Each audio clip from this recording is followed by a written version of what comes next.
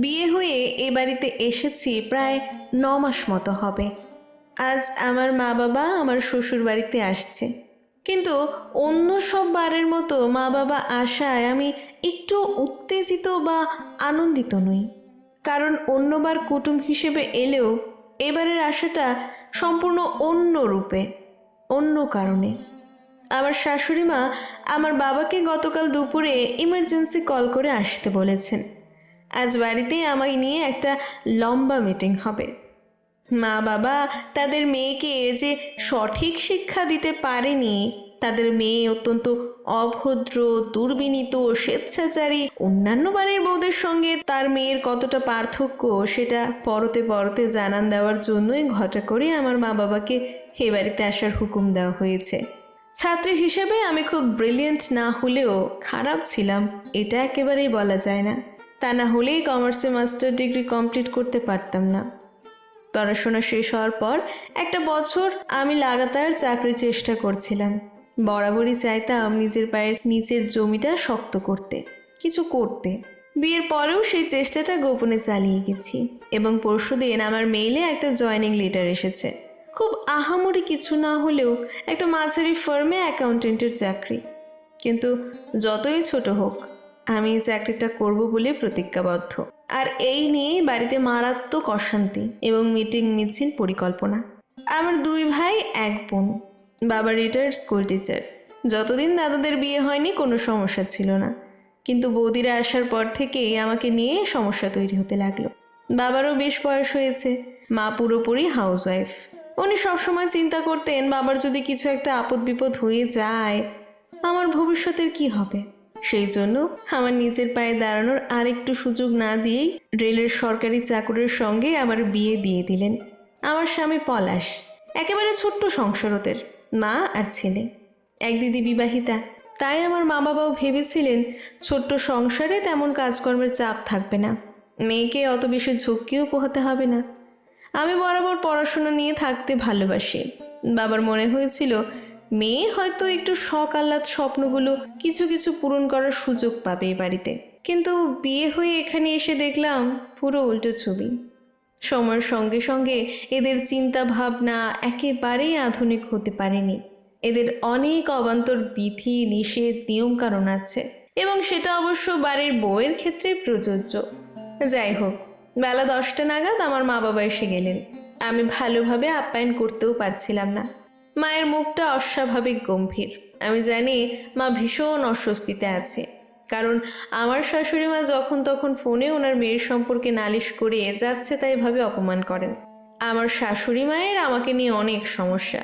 বিয়ের পর যখন রান্না করতে গেছি, উনি আমাকে রান্না করতে দিতেন না, কারণ আমি নাকি রান্নায় তেল মশলা বেশি খরচ করি এবং আমিষ নিরামিষ একাকার করে ফেলি। ওনাকে হাতে হাতে সাহায্য করতে গেছি, তাতেও অসুবিধা। বাসন মাজা, কাপড় কাচা, ঘর পরিষ্কার, আমার কোনো কাজে উনি সন্তুষ্ট নন। ওনার মন পাওয়ার রহস্য যে কিসে লুকিয়ে আছে আজ অবধি আমি বের করতে পারিনি। অথচ আমি কিছু না করলে উনি দিন রাত এই নিয়ে রাগারাগি করতেন। ছেলের কাছে এবং আমার মায়ের কাছে ক্রমাগত নালিশ করতেন আমার বিরুদ্ধে। ওনার বাড়িতে শাড়ি ছাড়া অন্য কিছু নট অ্যালাউড। বাড়িতে উনি আর আমার স্বামী এই দুটো প্রাণী হলেও ওনার পছন্দ অনুযায়ী শাড়িই পরতে হবে। অথচ 51বর্তী পরিবারে বিয়ে হওয়া মেয়ের জন্য নিজের হাতে পছন্দসই নাইটি চুড়িদার কিনে তিনি নিয়ম করে পাঠান। আমি বেশি কিছু বলতে পারি না, কারণ এমনিতেই আমার মাকে অনেক কথা শুনতে হয় মাথায় হেড করে।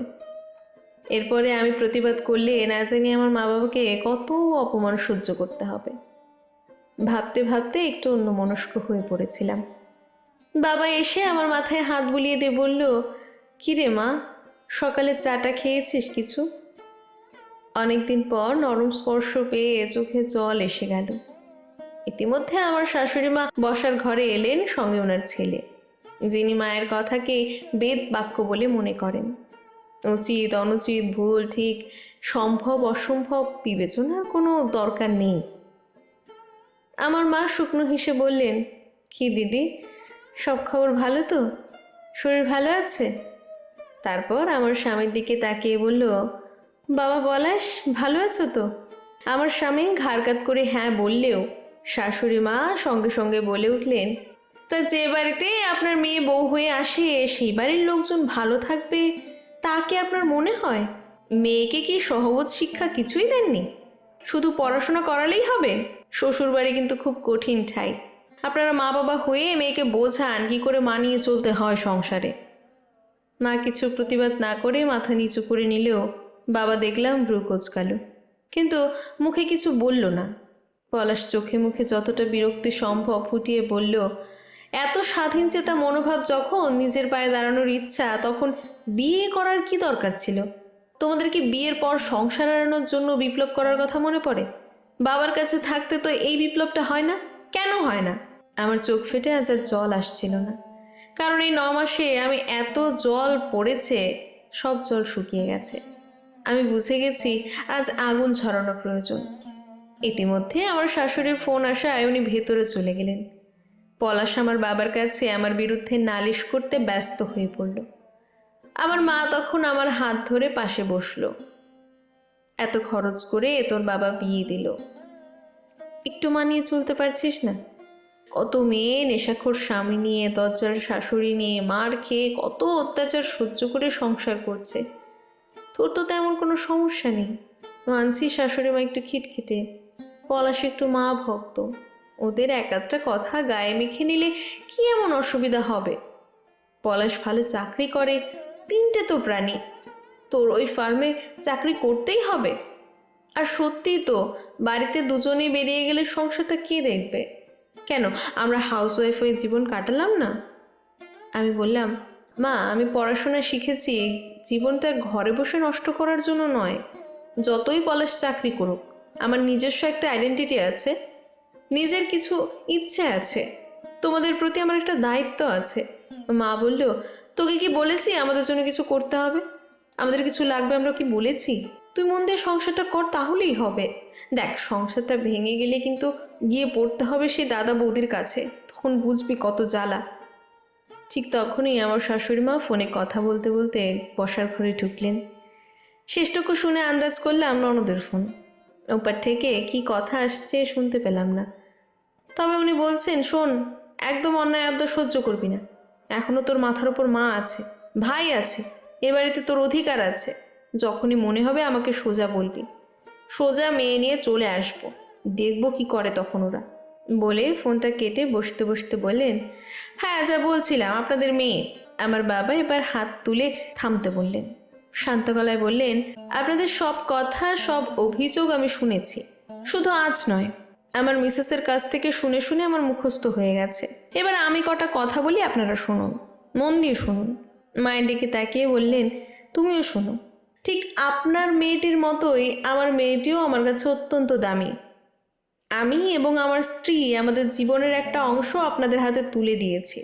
তাকে আপনাদের মতো গড়ে পিঠে নেওয়ার অধিকার অবশ্যই আপনাদের দিয়েছি, কিন্তু তার মানে এই নয় যে এখান থেকে তার এক এবং একমাত্র পরিচয় আপনার বাড়ির বউ বা পলাশের বউ। সে একজন আলাদা মানুষ, সে স্বাধীন দেশের স্বাধীন নাগরিক। তার কেরিয়ার নিয়ে সে কি করবে সেই সিদ্ধান্ত নেওয়ার অধিকার সম্পূর্ণভাবেই তার আছে। হ্যাঁ, সংসার কিভাবে চলবে সেই বিষয়টা আলোচনা সাপেক্ষ, তবে সংসারের অচল অবস্থার দোহাই দিয়ে একটা মানুষের 17-18 বছরের পরিশ্রমের সাফল্যকে উপেক্ষা করা শুধুমাত্র অন্যায় নয়, চরমতম অপরাধ। আর বাবা পলাশ, আমি শুনেছি তোমাদের মতো মানুষ বলে নাকি সে পার পেয়ে যাচ্ছে। অন্য পরিবার হলে বুঝতো কত ধানে কত চাল। বাবা, একটা কথা স্পষ্ট করে বলি, শোনো, আমরা আমাদের মেয়েকে তোমার জীবন সঙ্গী করে পাঠিয়েছি। বিয়ে দিয়ে তাকে আমরা না ঘাট থেকে নামিয়েছি, না তোমার ঘাড়ে চাপিয়ে দিয়েছি। বিশেষ অসুবিধা হলে জানিও, তোমাদের বোঝা আমরা হালকা করে নিয়ে যাব। পলাশ বলল, আপনার মেয়েকে শাসন করার পরিবর্তে প্রশ্রয় দিচ্ছেন কিন্তু বাবা। বাবা এই কথার কোনো উত্তর দিল না, আমার কাছে এসে আমাকে দাঁড় করালো। মায়ের দিকে ফিরে বলল, আজকের দিনটা এরা ভুলে যেতেই পারে, কারণ সবে তো এই বাড়িতে তোর 9 মাস হয়েছে। তোমার থেকে এটা আশা করিনি শর্মা। টেনশনে ভুলেই গেছিলাম আজ আমার জন্মদিন, কারোর মনে নেই, আমার সবচেয়ে কাছের মানুষটারও মনে নেই। একটা দীর্ঘশ্বাস ফেললাম। বাবা খুব সুন্দর একটা জুয়েলারি বক্স বের করলো, আমার হাতে দিয়ে বলল, অনেকদিন থেকে যত্ন করে তুলে রেখেছিলাম, সঠিক সময় এলে দেব বলে। সেটা যে এত তাড়াতাড়ি চলে আসবে বুঝতে পারিনি। খুলে দেখি। খুলে দেখি ভেতরে একটা চাবি। বাবা বলল, এই চাবির 3টে সেট আছে। আমার বাড়ির সদর দরজার চাবি এটা। 2টো তোর দাদাদের কাছে আছে, আর একটা এই তোর কাছে রইল। সবসময় জানবি তোর মাথার উপর একটা পাকা ছাদ আছে। যাই হয়ে যাক, পায়ের তলার জমিটা শক্ত কর। যতই নারী স্বাধীনতার কথা বলা হোক, যতদিন সমাজ বিশ্বাস করবে শ্বশুরবাড়ি বড় কঠিন ঠাঁই, ততদিন মেয়েদের পক্ষে সংসার করা চ্যালেঞ্জ থেকেই যাবে। প্রথম থেকেই ছেলের বউকে বিরুদ্ধ পক্ষ না ভেবে তাকে মানিয়ে নেওয়ার সুযোগটা দিলে ক্ষতি কি? আপনার যেমন একটা মেয়ে অন্য বাড়িতে আছে, ঠিক যেমন করে আপনার চিন্তা হয় তার ভালোই ভালো লাগে, তার খারাপে খারাপ লাগে, ঠিক তেমনি অন্য কারোর মেয়েটাও তো আপনার কাছে আছে। পরাধীনতাকে শুধু শিকলে বেঁধে রাখলেই হয়? সমাজ সংসারে নানান অহেতুক নিয়মের শিকলেও মানুষ পরাধীন হয়। সংসার তো কোনো জেলখানা নয়। বাড়ির বউটাও তো অপরাধী কিংবা আসামি নয়। সম্ভব হলে তাকে শাসন করুন, ভালোবাসায় বাঁধুন। ভালোবাসলে তবেই তো শাসনের অবাধ অধিকার পাওয়া যায়। বিশ্বাস করুন, ভালোবাসা দিলে সবাই কিন্তু অবাধ্য হয় না। ভালোবাসার মানুষ বশ হয়।